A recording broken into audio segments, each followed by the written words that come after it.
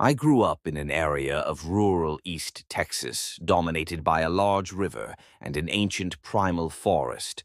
This area would often flood, usually about once or twice a year, leaving people particularly isolated for several days to a week. Everyone out there has their stories. You practically can't spend more than a month out there without something strange happening. I spent the first 16 years of my life out there, and the things I experienced caused so many problems for me. Problems I'm only recently getting over. I obsessed over these events. Wound up with a lifelong interest in the occult, probably from studying paranormal events as a way to build a mental framework to understand everything that happened out there.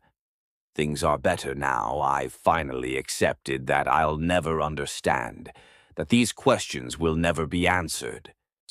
The land itself was heavily forested, as I mentioned above. The actual layout was river bottoms and hills. Most houses were built on top of the hills because of the annual flooding. This will have to be a series. I have stories not only of my 16 years there, but from my mother, father, older brother, friends, and other family members. The first story I'd like to tell started before I was born.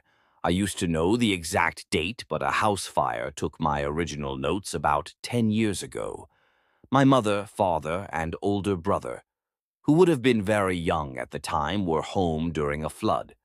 Our house was on the top of a hill next to my grandparents' house and my aunt's house. During the floods, we'd all just hang out together and wait for the waters to recede. This usually took between 3 to 7 days. Typically, the power would go out after a day or so. All the households out there had boats, canoes, kayaks, little fishing boats. Living out there with the flooding, rivers and creeks made boat ownership necessary. So during this flood, on one of the early nights, my family were visited by a neighbor who boated over. A 40-something woman from down the road, highly religious, from one of the more extreme sects of either Southern Baptist or Pentecostal that were common out there. No drinking, no swearing, no dancing, etc. This woman barged into our house, demanding to know where the booze was kept, calling my parents filthy names. They offered her some of my dad's beer, but she didn't want that, opting instead to chug the bottle of isopropyl from the bathroom before leaving. My family figured she'd had a psychotic break. Her next-door neighbor found her after the waters dropped. She was dead in her house, apparently ripped apart by some animal. No one really mentions her out there. She had no family, no real friends out there. I found out more when I was a teenager and I interviewed her neighbor. He was a school friend's uncle. My friend actually lived in the woman's old house at that point, and he was mildly retarded. I only mention this because he lacked the intelligence and imagination to make up the things he told me. He said that while the woman was ripped apart, chewed, clawed to pieces, there were things written in her blood all over the walls. He showed me some stuff he had copied down, strange symbols and verbs, but nothing matching anything I've seen since. After all these years, I truly believe it was nonsense, just gibberish. I wish I had something more concrete, an answer, that I could point and say they were symbols from this system/belief, denoting this specific usage or meaning. Unfortunately, nothing added up. That man died a few months after telling me this. Nothing mysterious or sinister, just a stupid accident.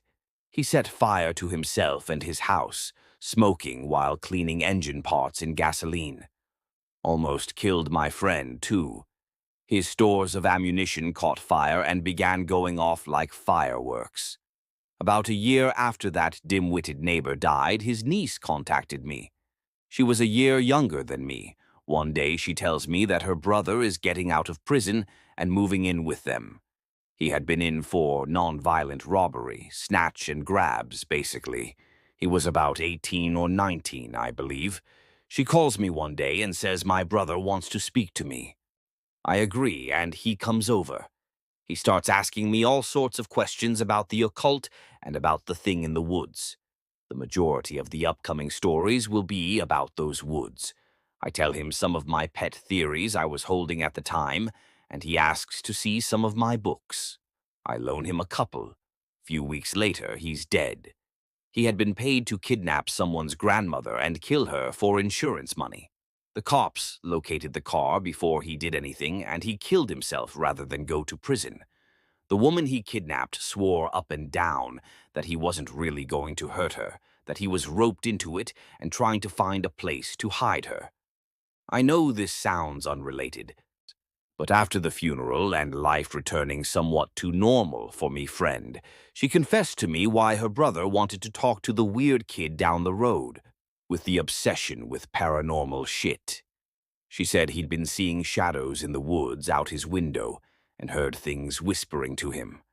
Some of the sketches in his journal looked like the same types of symbols their uncle had shown me. I'll post more stories about the area tomorrow. This next story happened when I was probably about 9 or 10. The hilltop my house was on had 4 houses. One, a little down one side, that had some oddball neighbors. They'll figure in at some later story. My house, my grandfather's house, and my aunt's house. My aunt's spouse had kids from a previous marriage, one of whom was close to my age and my best friend growing up. The 3 family plots of land took up about 100 acres of land. Only a small amount was cleared. The majority of it was the forest. Past our houses in the backyards, the hill would dip down. There were a few lakes, then a sharp cliff with a creek at the bottom, and that marked the beginning of the forest. Since the land was so large, my dad had bought a golf cart to help with yard work, and I always enjoyed driving it around the land, though the trails/roads on the edges of the forest and between the houses. One day, the family went out to some function, and I decided to stay at home. My parents had already split up, so Dad was gone. My grandfather, my aunt, her partner, and my mother had all gone off to the function. The reason I stayed was my aunt's adopted son, C, was coming home that day. He'd been off visiting his father, and I hadn't seen him for a couple weeks. I figured I'd goof around alone for a while, then play with my friend when he got back. I got bored with Nintendo, so I grabbed my cassette player and hopped on the golf cart and started driving around the yard and trails. The trails towards the cliff were dark and under a canopy of trees. You could just make the shape of the start of the real forest through them and past the cliff. I followed them around to the front yards past my aunt's house, where the cleared land stops and rejoins a tributary along the edge of the woods, and thought I heard someone calling my name. I paused the tape and listened. Eventually, I heard it again. It sounded almost like a whisper, but from far off, strangely carrying more than a real whisper would. I took the headphones completely off and listened again, and began looking around and heard nothing. I was about to drive off when I saw something in the tree line, right at the edge of the clearing. It looked like a person, tall, thin, but made entirely out of shadow. It was standing upright, though, not against the ground or a tree, but a freestanding, vaguely human-shaped shadow. Young as I was, I grew up out there and was fairly bright for a kid. I read constantly, and I knew that human brains try to pick out familiar shapes out of jumbles. But I kept staring at it, and that's when it started moving. Always facing me, but moving towards the edge of the fence, where it broke from a rotted post. I floored the cart and drove up the hill to my aunt's house. That's where things took a turn. My aunt's house was 1 story, but had a sharply steeped roof, giving it a tall attic. There was a large vent in the attic a few feet above the back door. At one point it was either wooden or metal slats, but that vent had fallen off years earlier and been replaced with a tarp. I quickly got to the top of the hill in the clearing of my aunt's yard, close to the back door. I heard a quick rustling sound and looked towards it, the attic. The tarp had partially come undone and was hanging down, exposing most of the vent hole. I'm guessing about 5 feet by 5 feet, maybe a bit smaller. Standing in attic in the sunlight from the hole was a terrifying figure, something I'll never forget. It was nude, somewhere between 5.5 feet to 6 feet tall, nude and staring down into the yard at me. My heart leaped up into my throat and I was frozen. Oh, it wasn't just that there was a stranger in my aunt's attic or even the nudity. It was that it looked like a layer of its skin was removed, either scrubbed or bleached off. No muscle tissue was exposed, but what looked like exposed fat and a texture and coloring that I believe were veins were clearly visible. The eyes stood out the most. The eyelids were completely gone, leaving this horrifying expression on the thing's face. We stared at each other for a few moments, and then the thing turned and vanished. Not literally, just turned and went back into the attic past the view that the angle and the sunlight granted. The realization that it could be going down into the house and out the door broke my paralysis, and I hit the gas and drove back to my house at top speed, probably only about 25 to 30 miles per hour, honestly. I ran inside and locked the doors. My family kept guns in the house. My dad had been gone a while, but some of his were still left behind. I grabbed my mother's snub nose, .38 out of her closet, and my dad's shotgun, and waited in the kitchen near the phone and the window facing the road, waiting for Aaron's dad's car to go past. I must have waited over an hour, staring out the window, looking immediately towards the slightest sound. Eventually, I saw the car drive past and turn down their driveway. I immediately started calling, over and over again, until my friend picked up the phone. I immediately began shouting at him to go out the back door and run to my house. The front door was next to the hallway that led to the bathroom where the attic entrance was. I wanted him to get as far away from it as possible. Aaron seemed confused. Oh, said he'd be right over. Then I heard a loud banging sound over the phone and the sound of Aaron screaming.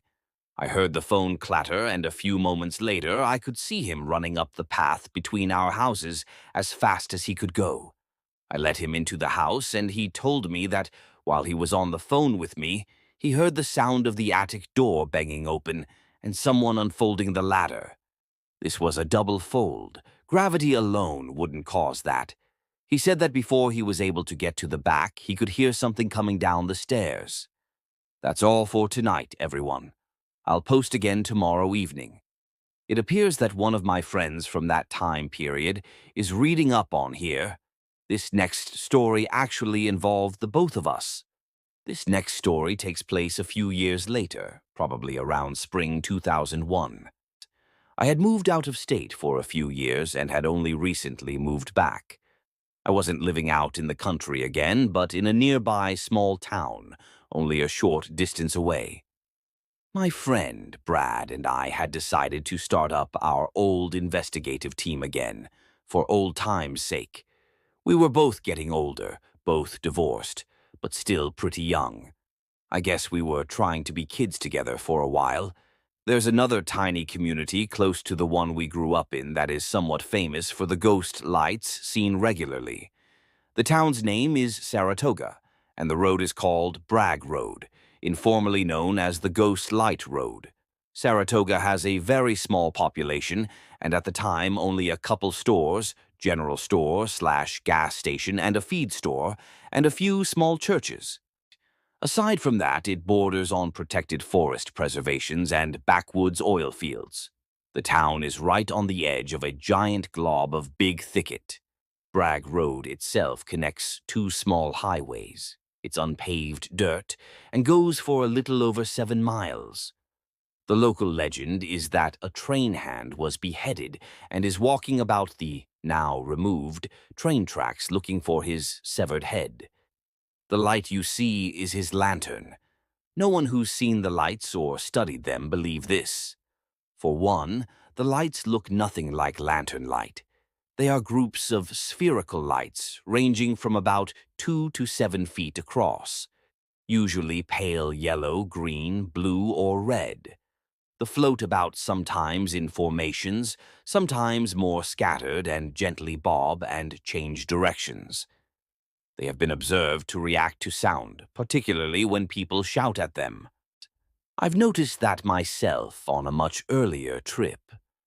Brad and I met at his apartment and headed out fairly early.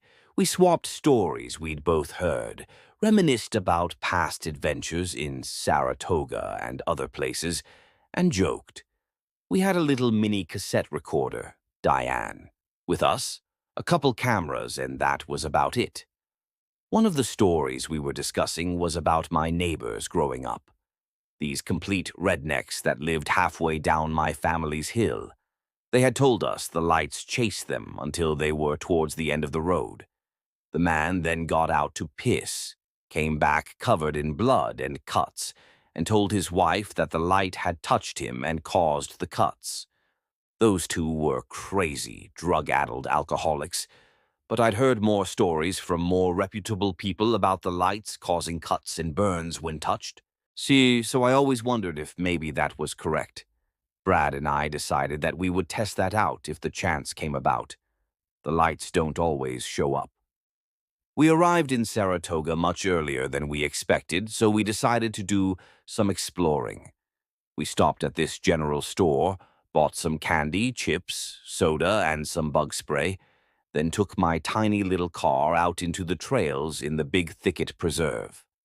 We passed oil derricks, abandoned and operating, and kept taking the creepiest-looking roads further into the wood.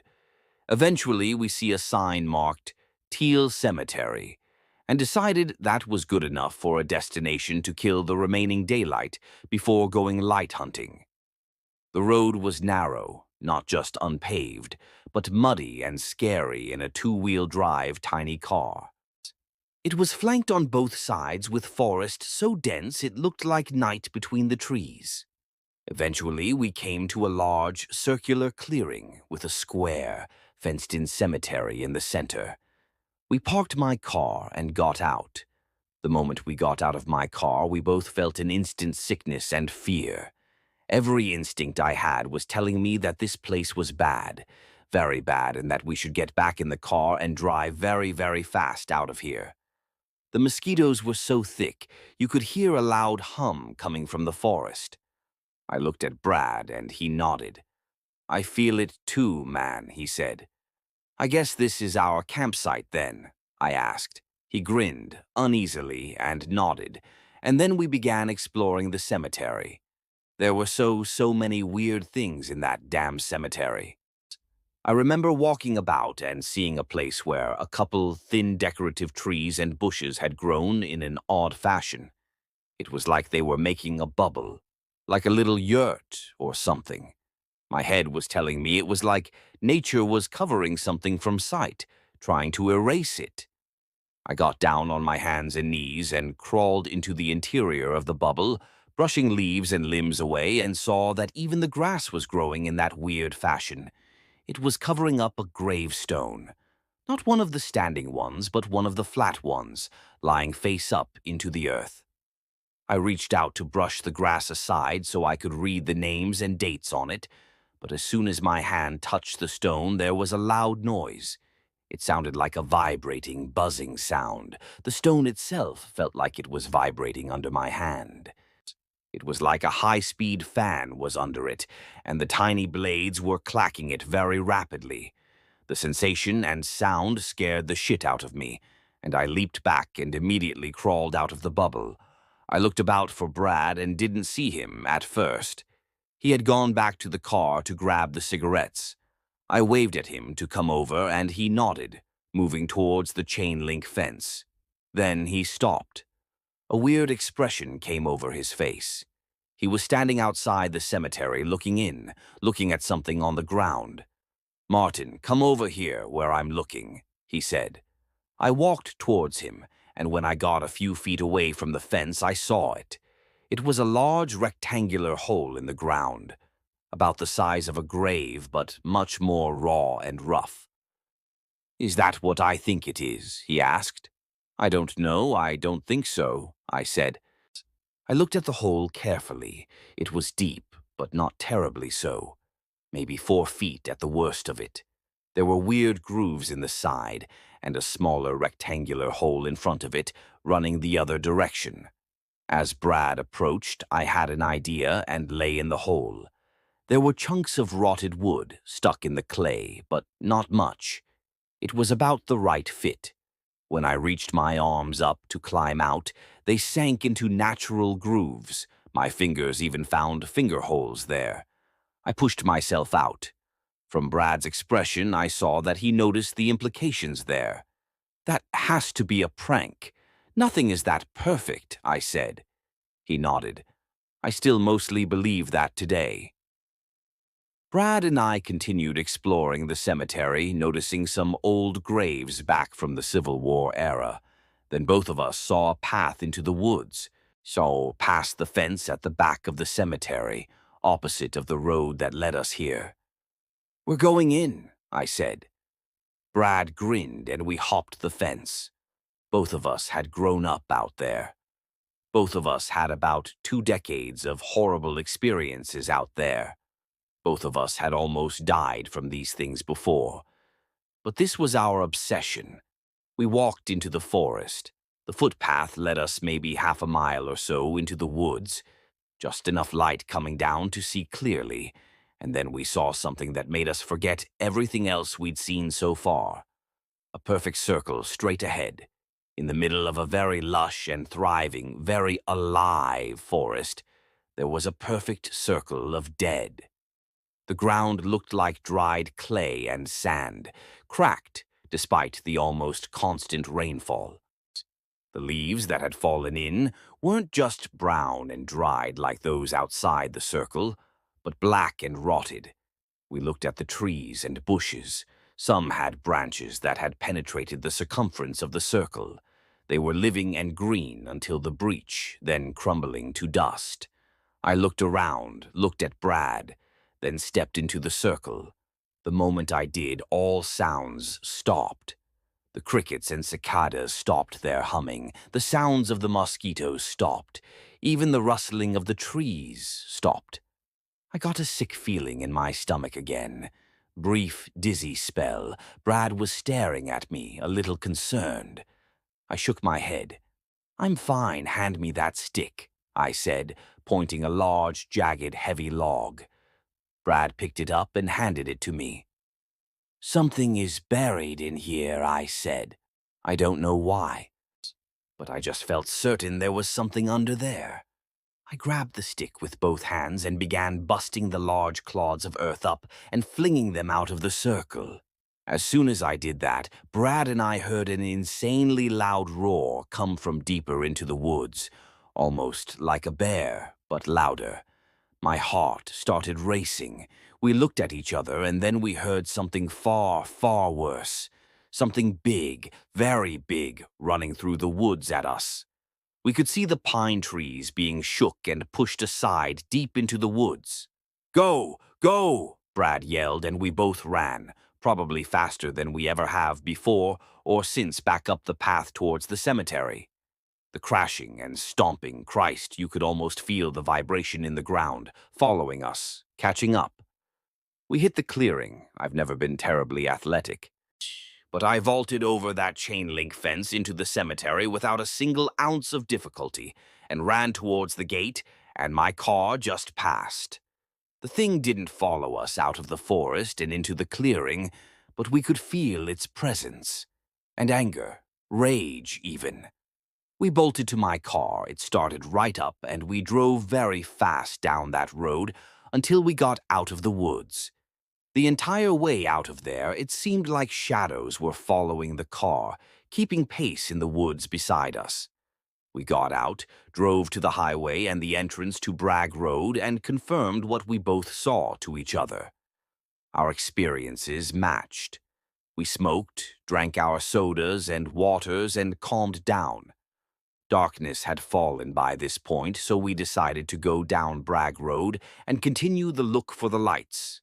We did see the lights from a distance, but never got close. They all seemed to be moving back towards the preserve and, we presumed, the cemetery. Eventually, we decided to go back. I wish I could say something more exciting happened when we returned, but unfortunately, no. We got back to the cemetery. It was dark. Same sick feeling like we're being watched, but nothing else. We soon decided we were pushing our luck well past the point of sanity and left go home. Last year, I went back to Saratoga, managed to find the cemetery. The hole/grave wasn't there anymore, neither was the bubble. The path was there, though not in the place I remembered it. And we did find the circle. I took some soil samples. I might take some pictures of them and post later. Thanks for reading. I'll have more tomorrow. At the bottom of one side of my family's hill, there was a really poorly made one-story red house. Families came and went from that house.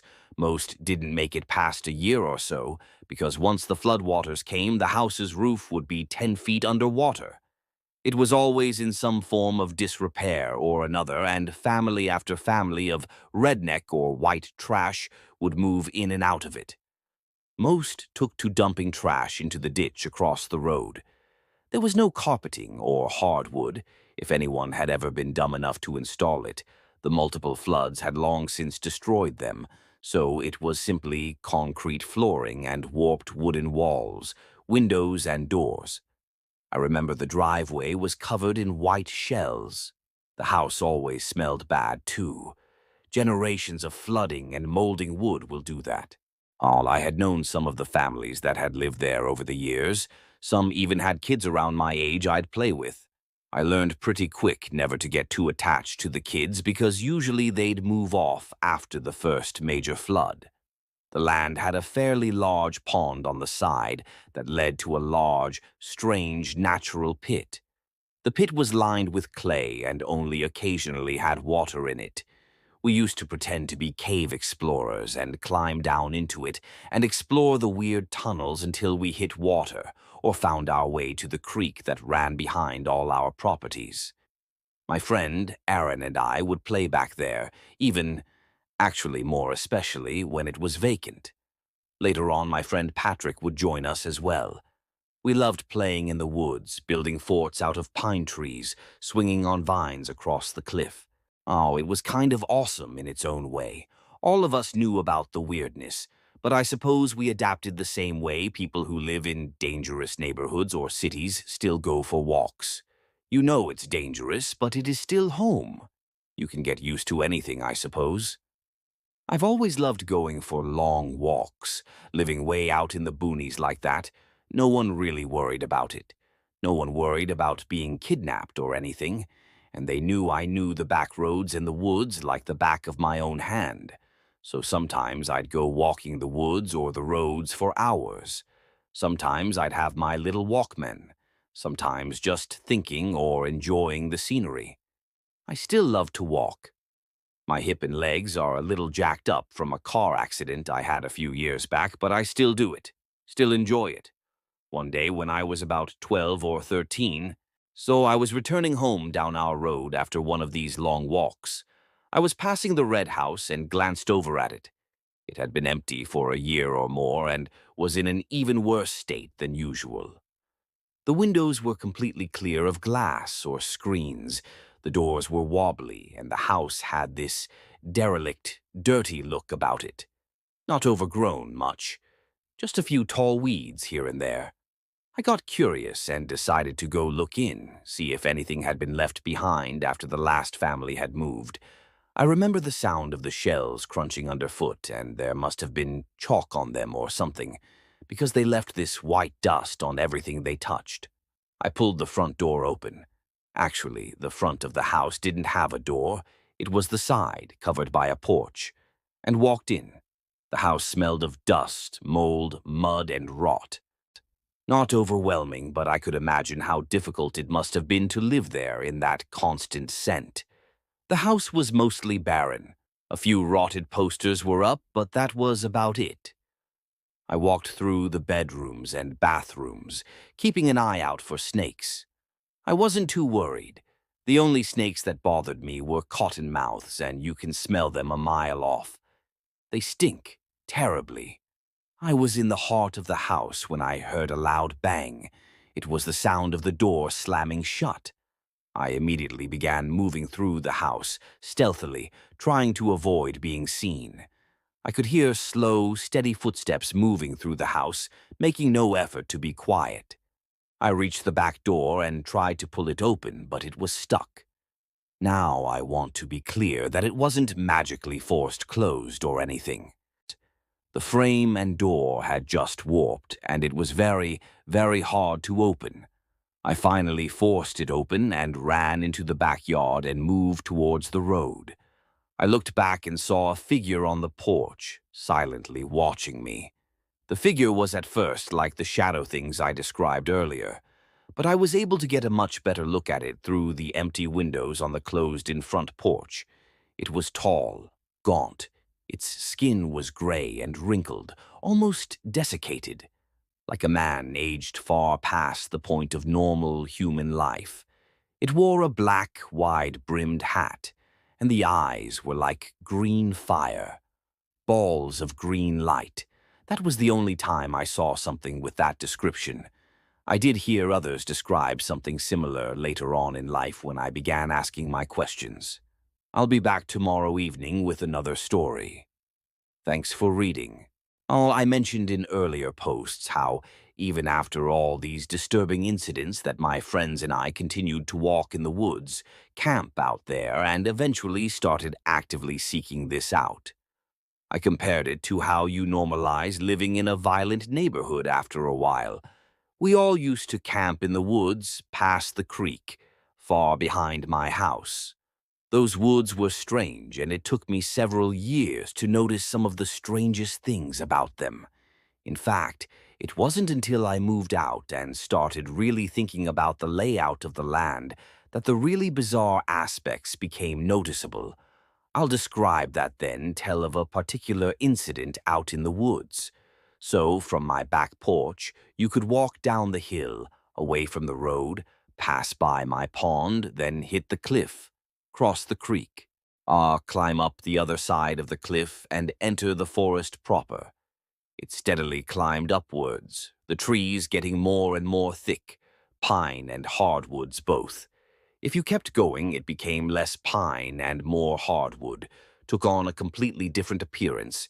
Then going further on, you'd hit rocks, fallen trees, what looked like a former dried-out swamp and another cliff we never went past. The land past there was rocky, mostly barren, and you could see what looked like rocky hills or maybe dark mountains off in the distance.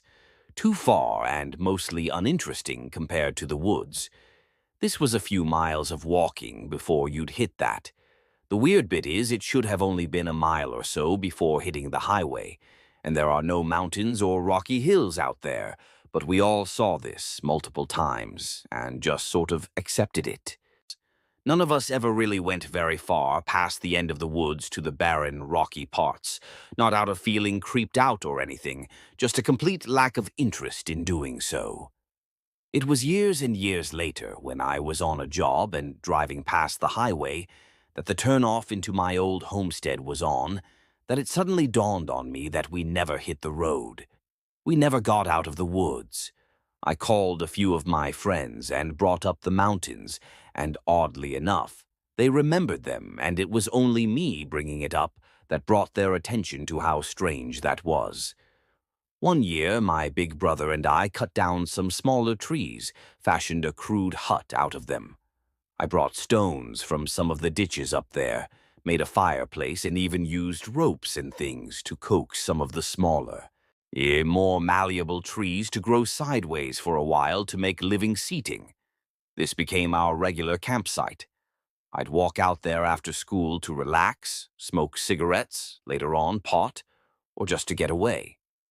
Patrick and I began camping out there regularly, almost every weekend for a while. We'd play out there and either sleep out there or come home when bored to watch movies and play video games. Sometimes when we were out there, we'd see the shadow things, usually off out past the clearing we had built or up in the trees, watching us. It was usually very, very brief. Just a few moments of seeing a human-shaped figure just at the edge of the light watching us, then turning and vanishing into the woods. One night it got worse. We had my stereo out there, loaded up with D-cells, listening to CDS and smoking cigarettes I had stolen from my mother. We had a fire going, but it had gone down to embers, and since there was a stone enclosure, we never worried much about it. Between the stones and the almost constant rainfall out there, forest fires never seemed a threat. Patrick and I were laying back, music playing, talking about whatever was on our minds when I noticed 3 of them, high up in the trees, watching us. Patrick? Yeah, I see them, Martin. We had gotten used to being observed for a time, then left alone, so we kept our eyes on them. Then heard snapping twigs and leaves from further off in the woods, and saw more of them. This made us nervous. They had never been quite so bold before. We stood up and heard more and more coming out of the woods. We stayed in the enclosure for a while, wondering what to do. Then both of us felt a surge of panic at the same time, and we bolted through the woods. As soon as we did, we could hear something running behind us. I remember feeling something hitting my back. By that point, I could just make out the distant light of my house, far up the hill, past the cliffs. Something hit my back again, and I fell, falling face first down the cliff, knocking the wind out of me. Patrick just jumped, helped me to my feet, and we continued running, now in the clearing for the backyard, until we topped the hill and got inside. My clothes were muddy. I had avoided rolling into the creek, but the foliage was wet and the ground kind of muddy. I took my shirt off and saw it was covered in blood. Patrick looked scared and told me to go to the bathroom. There were several claw marks down my back. They healed up pretty well. There's some faint lines there today, but nothing major. Just enough to free bleed for a while. We slept in the house that night and the next morning walked back out there to grab my stereo. Everything was just as we left it. Oddly enough, even after that incident, we still kept camping out there. Sorry this one is kind of short. There will be more tomorrow. Sorry about the 2-day delay. This has been an absolutely stressful weekend, and I had no time to write. I still barely do, didn't sleep much. I'll post a much longer one once I've rested a bit tomorrow. A long, winding creek wove its way through the small community that I lived in. The same creek ran under the bridge, behind the house, and under 2 more bridges before leaving my road. A few minor tributaries also ran through the woods themselves. The bridges that went over these were mostly creosote-soaked wood with metal cord guardrails. 2 of them were completely without guardrails, and driving over them could get nerve-wracking. We used to play under those bridges as a kid, building dams, forts, or just hiding out smoking. One year, one of the neighbors had the clay ditch lined with stones full of quartz, so we used those, sticks, and everything else we had to create the dam. It's still there, over 20 years later. Changed the course of the creek a bit. I'm a little proud of that. The woods on the other side had their own weirdness. We had to be more careful in those particular sections of the woods because they weren't on private land. We'd still wander around them, though, and I'm fairly confident that my friends and I knew the woods better than anyone else. One particular place always stuck out. My brother had shown me when I was a kid. We'd walk down to the first bridge, jump down, then walk past and over the creek and to the left, and eventually find this covered pavilion with a tin roof and dirt floor, an old sink, and a hand pump. Years later, I took my friends out there occasionally. We'd bring food and drinks, sometimes even camp out there. When I moved out of state, I missed the places terribly and would tell me wife about the beautiful woods and the campsites. Over the holidays one year, my wife and I drove back home to visit my family and friends. During this trip, she wanted to see some of those places she'd heard about, so we drove out to my neighborhood with Brad. We told her some of the stories of the weird things out there, some of which have been posted here already. We parked next to the bridge closest to my old house and decided to walk around. It was probably about 9 or 10 at night. Brad left the tape recorder on the hood to see if we could get anything weird while we were away. We left the windows down and started walking further down the road. Brad and I showed my wife, long since divorced, some of the areas she'd heard about. We checked out under both bridges, walked out to that pavilion and to Brad's old house. On the way out of the woods, my wife started getting nervous, swearing she could see things in the woods. Brad and I assured her that if we stayed calm, we could get to the car before anything happened. We were smoking on the second bridge when we saw figures walking down the road. We started walking back to the car, looking back to see the grayish, vaguely human shape. We were walking fast, but not really running. The thing was keeping pace with us. Then my ex just lost it and bolted. As soon as she did, we heard rustling from the woods, running next to us, trying to cut us off at the turn before we reached the car. I unlocked the doors and ran around to get into the driver's seat. I hopped in and heard my wife scream and saw her getting pulled from the car. I grabbed her arm and pulled her back. She slammed the door and we drove off. After leaving the thicket, we talked. The reason she had taken off running was she had looked over the bridge and saw something that looked like a large skull. She described it as about 3 times the size of a normal human skull, on top of a body made of what looked like tree limbs, vines, leaves, and rotted vegetation. She said it looked like it was about to climb onto the bridge, so she ran. She didn't see what had grabbed her. She believed it was that thing. After arriving at the house, we listened to the tape and heard something strange. You hear us talking, laughing, and walking away, then you hear us driving off.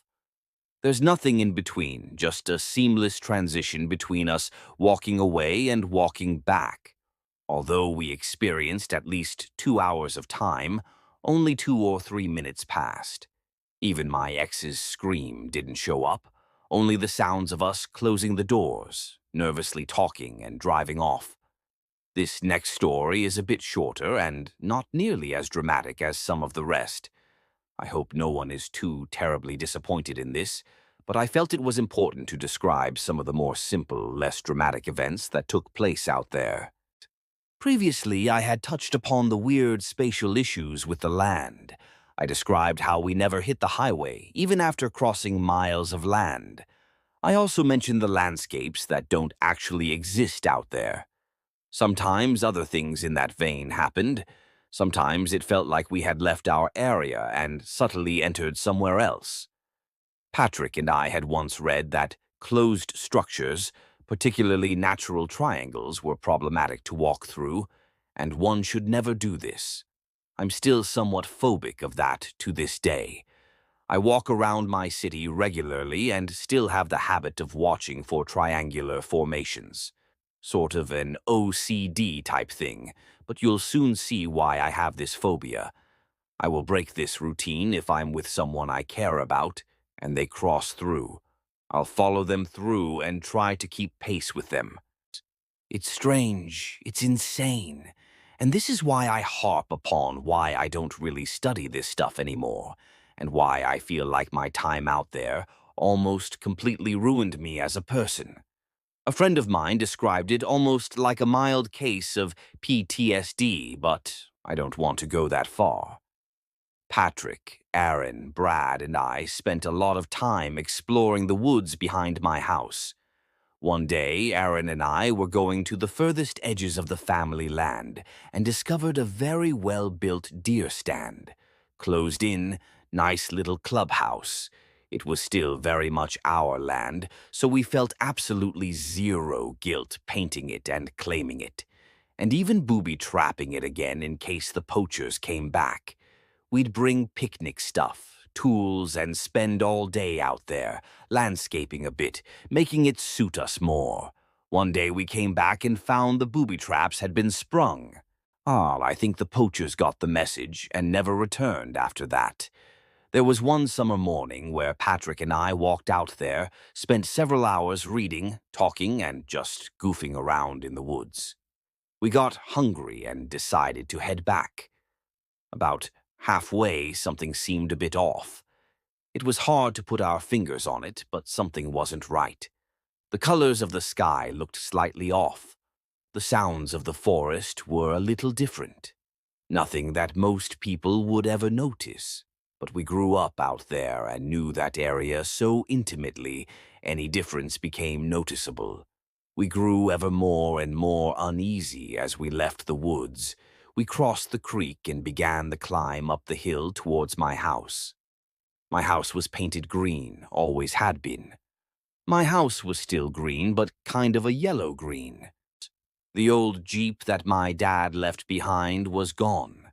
The trees were a little off place. It was my home, just off. Patrick and I started to go towards the house to investigate further, but both of us got a very bad feeling about getting too close to the actual house or barn. We both turned and went back into our woods, retraced our steps, and found our way back to the deer stand. We smoked some filched cigarettes, calmed ourselves, and then walked back in a different route. This time things felt right, but after discussing things together later on, we both felt that we had narrowly avoided something terrible. I'm not sure what happened there. This could very well have been just overactive imaginations. We never saw any shadow figures or other things, just that feeling of things being slightly off. Sorry posting has slowed down. Oh, things have been difficult lately. I'll try to write more often, and one of my friends, mentioned in this series, might be taking the reins on a separate but connected series, and I'll add comments there. I'll link to that series whenever he gets around to it. My current group is wanting to see these places. Sometime soon, we'll travel out there so I can show them. Whenever that happens, I'll take pictures and post a story about it. Also, if anyone is interested in me answering questions or filling in any blanks that might have been left in these stories, feel free to leave me a question in the comments, and I'll answer to the best of my ability. This next story is kind of a wraparound. For some reason, I felt like I was increasingly more and more of a target out there. Possibly it was just my constant proximity. Possibly I just didn't hear from others going through the same regular events. It became more and more frequent until I finally moved out, and some of the events seemed directed specifically at me. I'd be in my room sometimes and hear people talking outside, sometimes a susurration, sometimes actual words. Occasionally it sounded a bit like people I know. I was worried the stress was getting to me and my mind was cracking, but others heard similar things out there when alone. The most common voices were the sounds of young children laughing and playing. There's an old creepypasta out there that I swear was written by someone I've either known or talked to this stuff about with before. I think it is called Upstairs. A similar event happened to me at my house. I was home alone and heard my mother calling me from inside another room in the house. I called back. She just repeated my name, calling me again until I got up to go look for her. As I was about to enter that room, I heard my mother's car pulling up and saw her parking. Things like this happened fairly frequently. Between that and being chased through the woods multiple times, the man in the red house, all of this. It seemed like I had more experiences than most people. Everyone saw things, just not nearly as often as I did. As I got older, I began to get obsessed with tracking down where all these things were coming from. I never definitively found the source, but there was a spot that always worried me. There was a pond in my yard at the bottom of the hill, close to the creek that bisected the land. It was on the right-hand side if your back was to the road and you were facing the woods. There was a ditch that ran all along the fence line on that side that had weird things all through it. A gate that led nowhere. One day that gate vanished with no explanation. Pieces of houses out there. We were the first people to live out there. We cleared the land. There were no spaces for houses, and from the age of the trees, not for hundreds of years. And finally, this small wooden wall made of very, very old wood with a small door or portal where the rain went down right on the edge of the pond. These oddities weren't even really in the woods. They were in my backyard, on the fence line that ran between the road to the drop-off. That little wall/portal thing always gave me the creeps, ever since I was a kid. I had a recurring dream, or maybe memory, of being in the canoe and desperately trying to paddle backwards away from it while being drawn towards the damn thing. I was never sure if that was just a dream or an old memory, but whenever I was near the wall, that scene would play out vividly to me. I was scared shitless of that wall, but also strangely drawn to it. A little ways down the road, let's call it Broadcloak Road. It was actually named after my last name, but my last name isn't really Broadcloak. There was yet another abandoned house, a little shack, even smaller than the red house, but not nearly as low, so it didn't go underwater when the floods came. I remember my big brother once had something to do with the house. I'm not sure if he worked on it, stayed in it for a while. I really doubt that. While it wasn't as decrepit as the red house, it wasn't really in livable condition. Or maybe just hung out there with his friends when he was my age. I would occasionally explore and look around the house. Never going in, bushes and thorns had covered the entrances, but wandering around outside it and trying to peek in. There was another, much smaller pond a little ways down from that house. Natural wood going gray, and another odd hole in the ground that sort of reminded me of that wall/portal down by my pond. The house was creepy, but not the absolutely terrifying place that some of the others were. Sinister, otherworldly almost, dangerous even. But not the feeling of absolutely must run. That changed one night. One day I went to bed. I don't specifically recall what I was doing when I went to sleep, but at the time I think I did. I don't think there's a specific blank spot in my memory. I think that the 2 decades have just faded it at this point. I woke up cold and uncomfortable. I was not in my room. It was very dark around me, and I could smell earth and stone. My night vision was excellent at the time. I had some eye surgeries as a child, and some botching on them caused my eyes to get a bit more light than most people. I could read in a dark room. Nowadays, my vision has degraded, actually for the same reason. 30-plus years of getting that much extra light has damaged them further. I could see, but just barely. I was scared, but managed not to completely panic.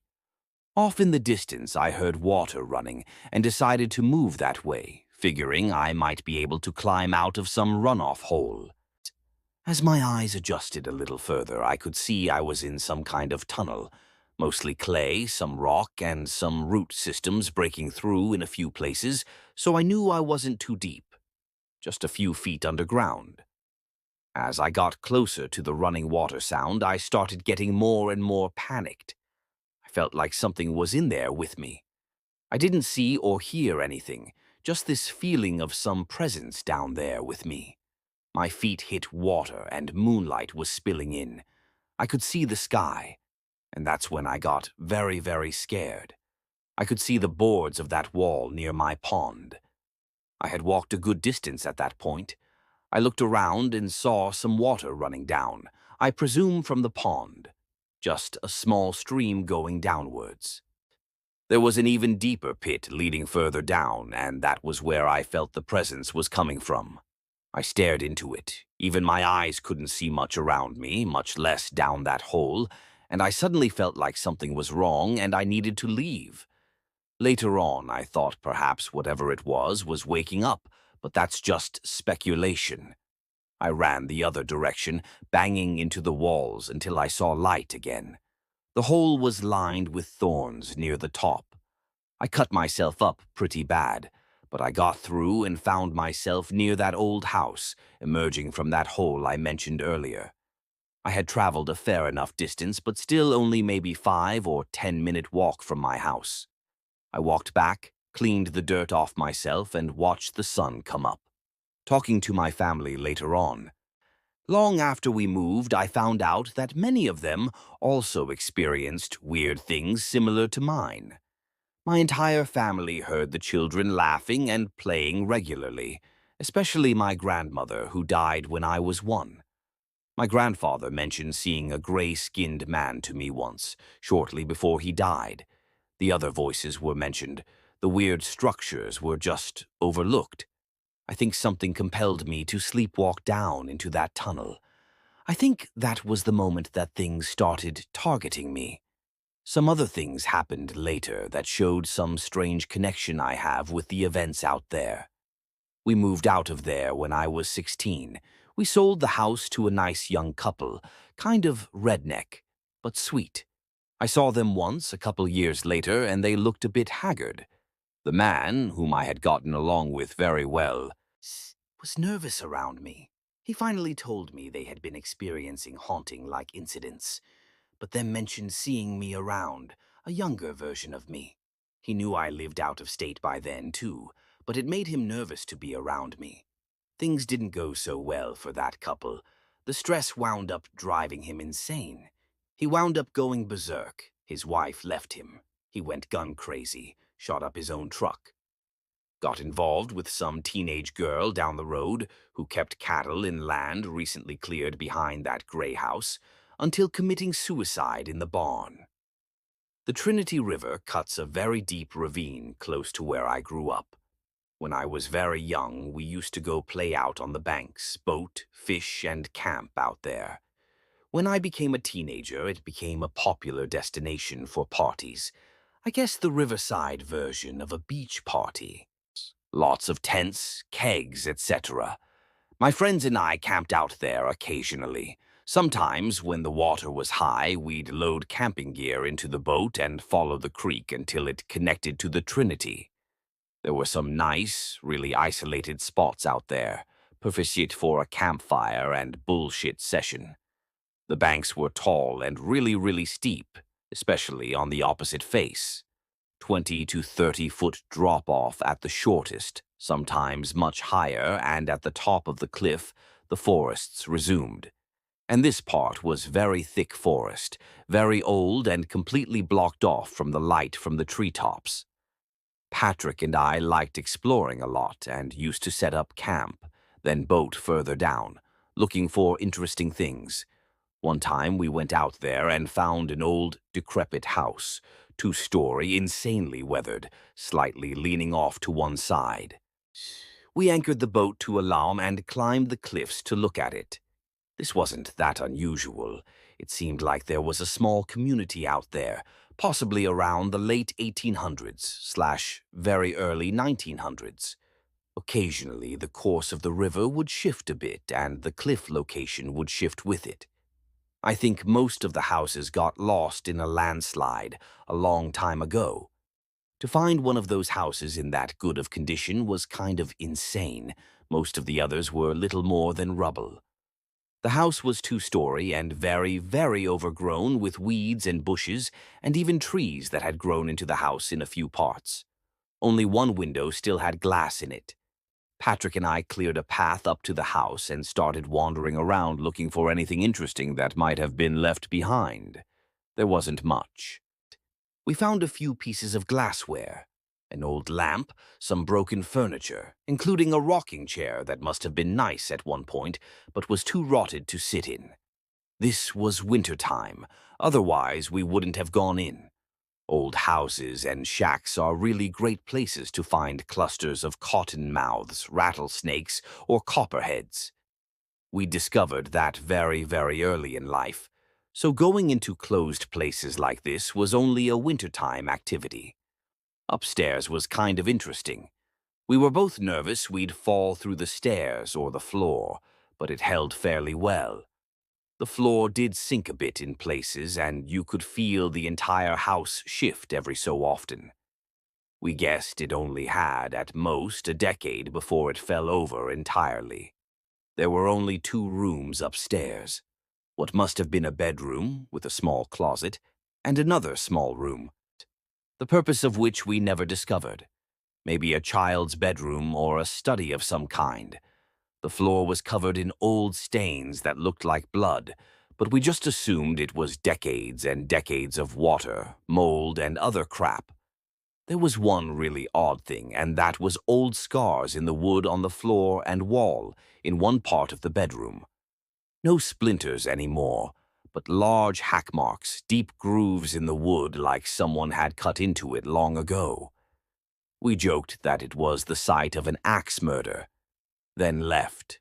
Patrick and I were always thrill seekers, so we packed up the tent, gathered firewood, and relocated back to the old house. The fireplace was stone and brick, so we figured it'd be safe for a small campfire. We set up my radio, listened to music, set up a fire. Thankfully, the chimney wasn't too blocked, and sat on the porch, smoking and drinking the few beers we'd cadged. We were both getting older, and both knew we only had a couple years or so until one or both of us moved, and these trips became either rare or extinct, so we talked about that mostly. We were off school for a few days, so we decided that we'd camp in the house that night, explore a bit in the morning, and maybe go get paint and building materials out from my barn the next day and over the next year, work on fixing the house up a bit and make it our vacation house. We were very, very happy with our discovery. We both crashed out fairly early, unrolling our sleeping bags and falling asleep to Pink Floyd on my old boombox. I'm not sure how long we were asleep, but I remember waking up confused and feeling immediately nervous and scared about something. Patrick was awake too. I could see he was also feeling the same. We both woke up and started packing. We were rolling the sleeping bags up when we heard a creak from upstairs. We froze, wondering if it was more of the same shit or if some lunatic had come in while we were sleeping and was fucking with us. We started moving towards the door when we heard a loud scream from upstairs, a woman screaming and a man shouting. The man was shouting something. It sounded like English, but I didn't catch any of it. Heavily accented or just full of rage, I don't know. We heard loud banging and crashing, and the screams stopped. At this point, Patrick and I were quietly trying to leave when we heard footsteps moving towards the stairs. We ran towards the door, and the footsteps followed after us. We ran to the cliff face, and Patrick jumped down. I tossed down the radio, and he caught it. I took a look back and saw a figure in the door, staring at us. All I could really see is a white face and huge dark eyes. It made a move towards us, and I jumped down. We were in the boat and pushed off in record time. We never returned to our vacation house, so I've posted 9 chapters worth of incidents set out in the general area that I grew up. I'm going to post some pictures as soon as I get a few. A lot of you have requested that. I've been asked a lot about what I think it is. I honestly do not know. I've had several theories about this over the years, and I'd like to go through those and highlight a few examples of events that make me adopt that theory for a time. This post will ramble a bit. It might seem like I'm wrapping up the entire series, but don't worry, I'm not. Today I also want to highlight several small events that I think tie things together a bit more, sort of a putty filling in the cracks of the main stories. I'd also like some feedback. It seems like there's a lot of you out there who've had experiences in the same area. It's been amazing seeing that many people from my neck of the woods. Please share your stories with me.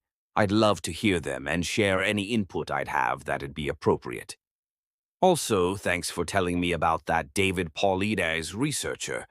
Over the past few days, I've been listening to interviews with him, and some of the information this man is sharing is insanely similar to events I either experienced out there or heard stories about.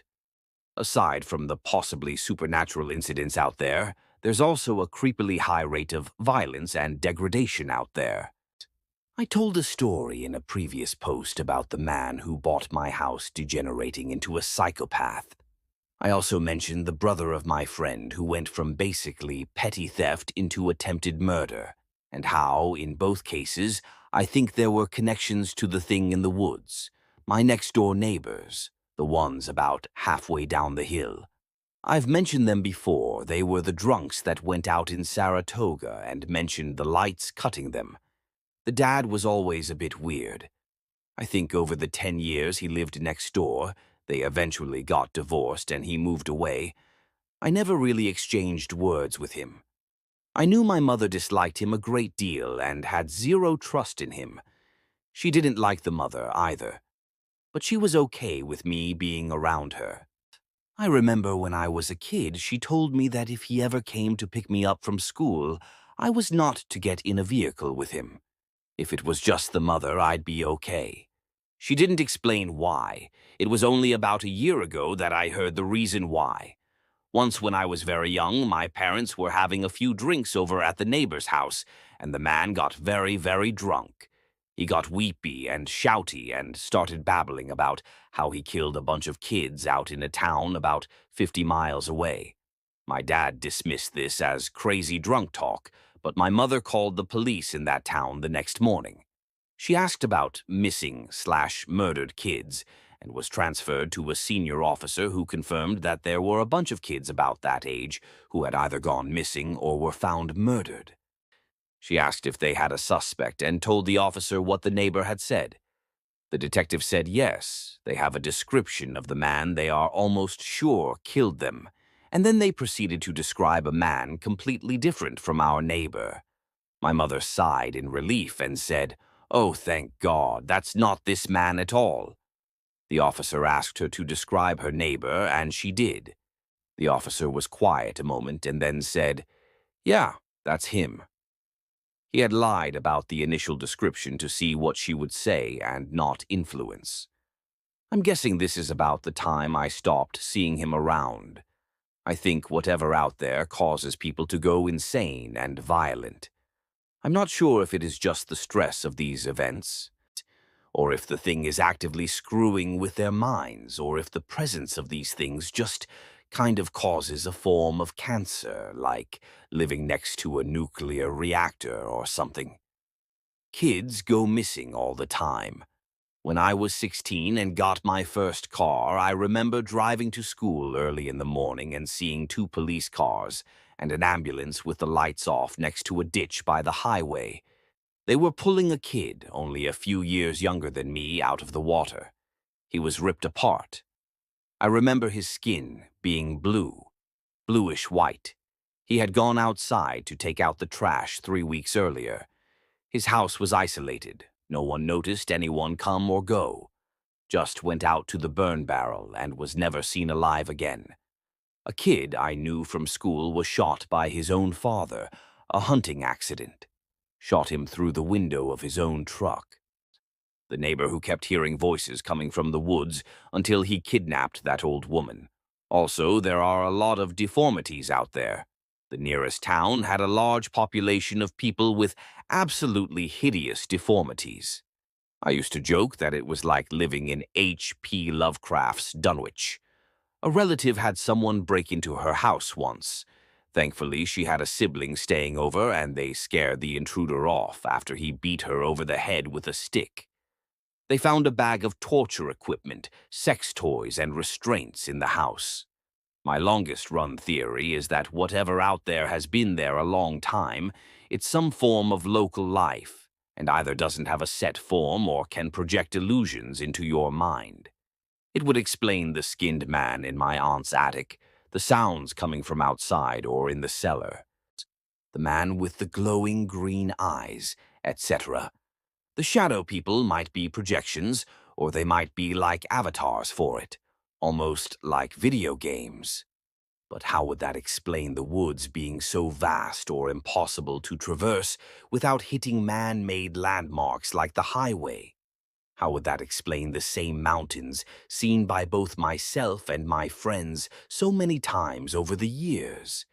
Many times I've had the theory that it's a genius loci, some form of intelligence created by the land itself, but I'm still not sure.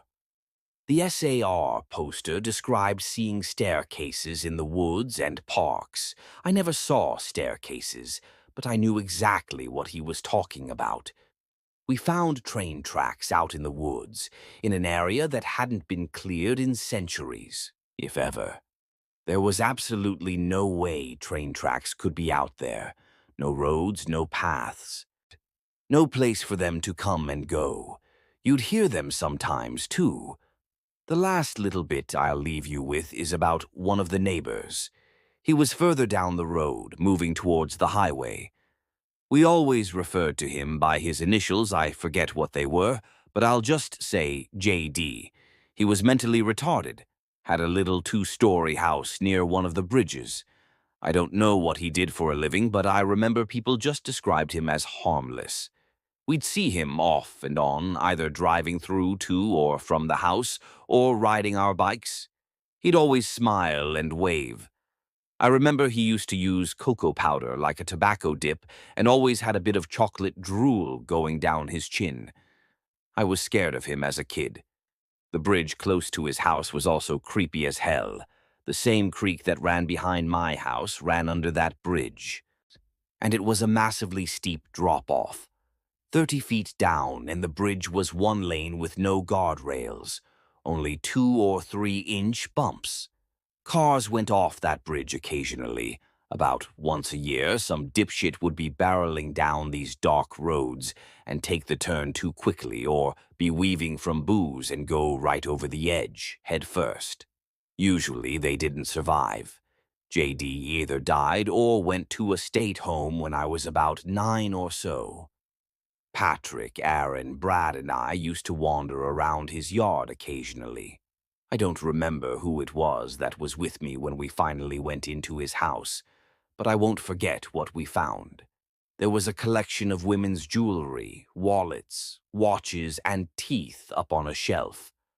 I don't know where he got them, but I'm almost certain they were taken from those crashes.